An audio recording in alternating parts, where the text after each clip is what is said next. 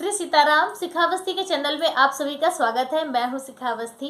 भाद्रपद माह चल रहा है, जिसे भादव का महीना कहते हैं। भादव का महीना भगवान श्री कृष्ण को बहुत ही ज़्यादा प्रिय है।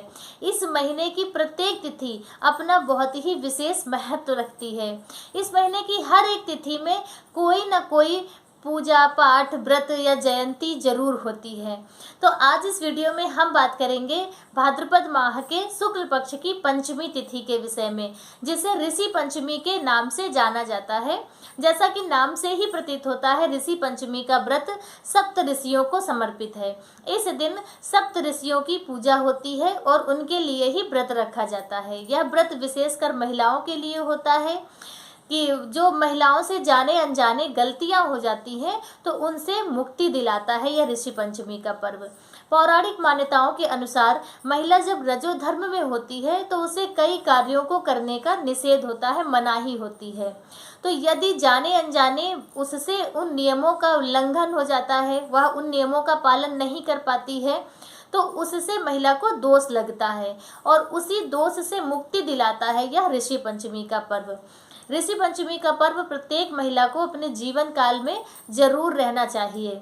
यह व्रत ज़्यादा नहीं, 7 वर्ष रह के 8वें वर्ष आप इसका उद्यापन कर सकते हैं और उससे ज़्यादा वर्षों तक यदि आप रहना चाहते हैं तो उसका कोई वो नहीं है। जब तक आप चाहें तब तक रख सकते हैं, लेकिन यदि आप ज़्यादा दिनों तक नहीं रख सकते हैं तो 7 वर्ष व्रत रखकर 8वें वर्ष आप इसका उद्यापन कर सकते हैं।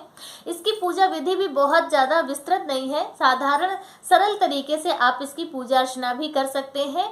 बस इस व्रत का नियम होता है कि जिस प्रकार हलखष्टी का व्रत हम लोग करते हैं, हर छठ की पूजा, उसमें हम लोग जैसे खेत का या जमीन का जुता या बोया हुआ अन्न या फल या सब्जी का सेवन नहीं करते हैं, उसी प्रकार इस व्रत में भी वही होता है कि खेत से जो कुछ भी उपजा हो, जैसे कि फल हो या सब्जियां हो या अनाज हो, तो उसका सेवन इस व्रत में नहीं किया जाता है। यह इसका मुख्य नियम है और यही इस व्रत की सबसे बड़ी बात है कि आपको हलखष्टी व्रत के नियमों की तरह ही इस व्रत में भी नियमों का पालन करना होता है।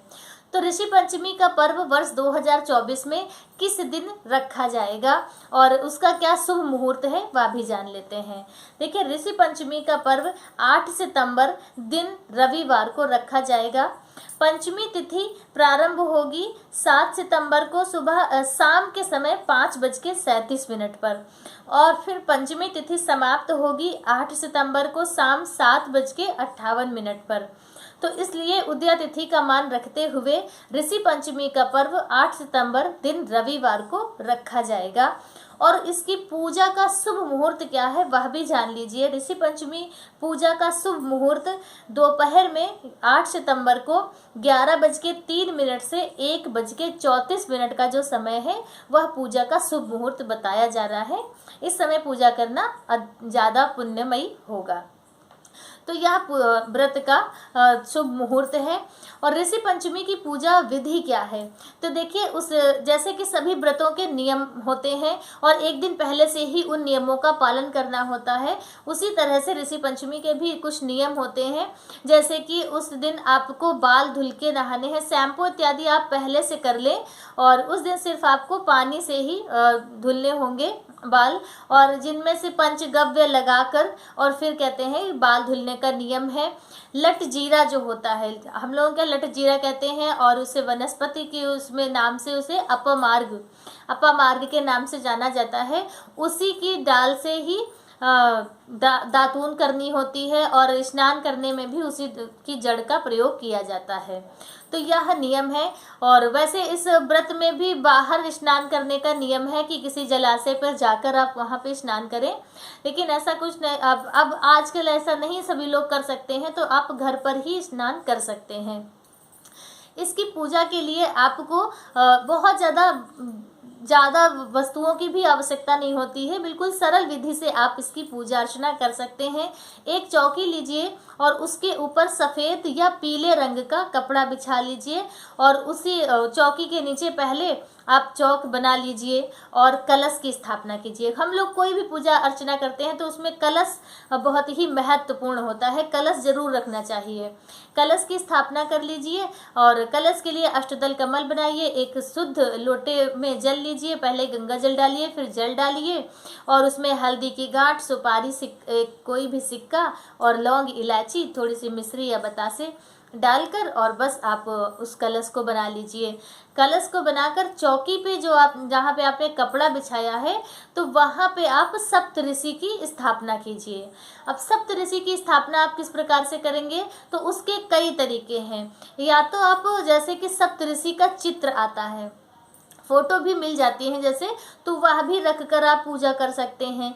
या फिर चावल की 7 जगह पर आप छोटी छोटी सी ढेरी बना लें और उन्हीं चावल की ढेरी पे एक एक सुपारी आप रख दें, तो उससे भी आपके सप्तऋषि बन जाएंगे। या फिर मिट्टी के जैसे कि शिवलिंग, पार्थिव शिवलिंग हम लोग बनाते हैं, तो उस तरह से छोटे छोटे लिंग के अनुसार आप सप्तऋषि 7 जगह पर वह मिट्टी के रख दीजिए पिंड जैसे बनाकर, और उन्हें आप सप्तऋषि का भाव करके उनकी पूजा कर सकते हैं।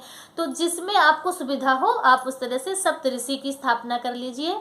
और सप्तऋषियों के साथ में जो ऋषि वशिष्ठ, महर्षि वशिष्ठ की पत्नी अरुंधति माता, उनकी भी स्थापना करते हैं। तो अरुंधति माता के लिए आप या तो हल्दी की गांठ ले लीजिए, उसमें मौली लपेट कर आप उनका रख लीजिए उन्हें, और या फिर आप उन्हें भी आप हल्दी से, पिसी हुई जो हल्दी आती है तो उसको आप थोड़ा सा टाइट गूंथ लें और फिर उसको भी आप पिंड का स्वरूप देकर अरुंधति माता की स्थापना कर लीजिए। और स्थापना करने के बाद आपके जो गुरु हों, आपके अपने स्वयं आपके अपने गुरु की भी स्थापना आप साथ में कर सकते हैं, क्योंकि वह भी ऋषियों की ही श्रेणी में आते हैं। तो इस तरह से आप चौकी पे सप्तऋषियों की स्थापना कर लीजिए, कलश की स्थापना कर लीजिए, और फिर आपको सभी की उपचार विधि से पूजा अर्चना करनी है। आप जल का छिड़काव कीजिए, फिर सभी को जनेऊ अर्पित कीजिए, सभी ऋषियों को आप जनेऊ अर्पित कीजिए। यदि जनेऊ ना हो तो कच्चा सूत ही आप लपेट कर सभी को अर्पित कर दीजिए। और उसके बाद वस्त्र के रूप में या तो आप जैसे एक गमछा इत्यादि कुछ ले लें और सभी ऋषियों को सबके ऊपर ऐसे रख कर और एक एक छोटे टुकड़े कलावा के सभी के पास रख दीजिए। इस तरह से कर सकते हैं। आप 7 ऋषियों पे भी एक एक गमछा चढ़ा सकते हैं। तो जैसी आपकी सामर्थ्य हो उस प्रकार से आप कर सकते हैं, कोई उसमें बाध्यता नहीं है।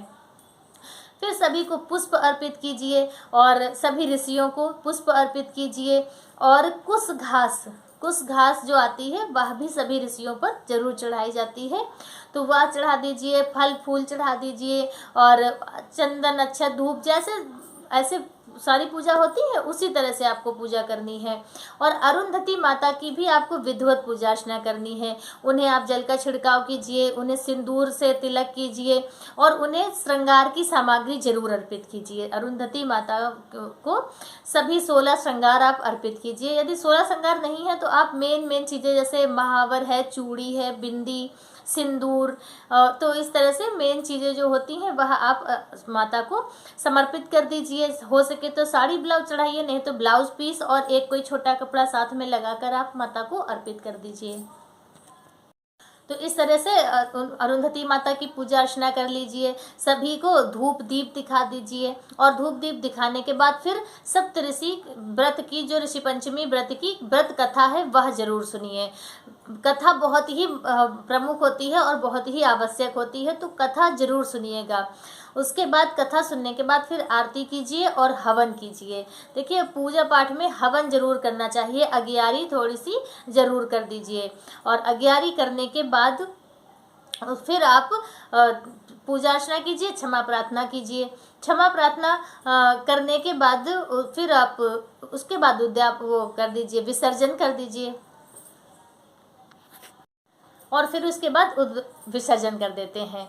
विसर्जन करने में यदि आपने सुपारी से बनाए हैं सप्तऋषि, तो आप वो सुपारी और जनेऊ, वस्त्र इत्यादि जो कुछ भी आपने चढ़ाया है, फल फूल इत्यादि सभी कुछ रख कर और किसी मंदिर में जाके आप किसी पुजारी को दे दीजिए। जो सुहाग का सामान है वो आप किसी सुहागन महिला को दे दीजिए। और यदि आपने मिट्टी से सप्तऋषि बनाए हैं तो एक टब में जल भर लीजिए और उसी में आप सभी सप्तऋषियों को विसर्जित कर दीजिए और भगवान से प्रार्थना कीजिए कि आपके व्रत का आपको पूर्ण फल प्राप्त हो। तो इस प्रकार से यह ऋषि पंचमी का व्रत कीजिए, बहुत ही अच्छा और शुभ माना जाता है। इस व्रत को करने से आपके जाने अनजाने जो भी गलती हो जाती हैं उन गलतियों से मुक्ति प्राप्त होती है। तो ऋषि पंचमी से संबंधित मेरा वीडियो बस इतना ही। किसी भी तरह की कोई जानकारी आपको प्राप्त करनी हो, कुछ पूछना हो, क्योंकि बहुत सी बातें होती हैं जो नहीं हो पाती हैं, अगर सारी बातें डिटेल में बताने लगो तो वीडियो बहुत बड़ा हो जाता है। तो इसलिए यदि कुछ भी आपको पूछना हो तो आप कमेंट करके पूछ सकते हैं। और बाकी वीडियो मेरा इतना ही। मिलते हैं दूसरे वीडियो में किसी दूसरी जानकारी के साथ। तब तक के लिए श्री सीताराम।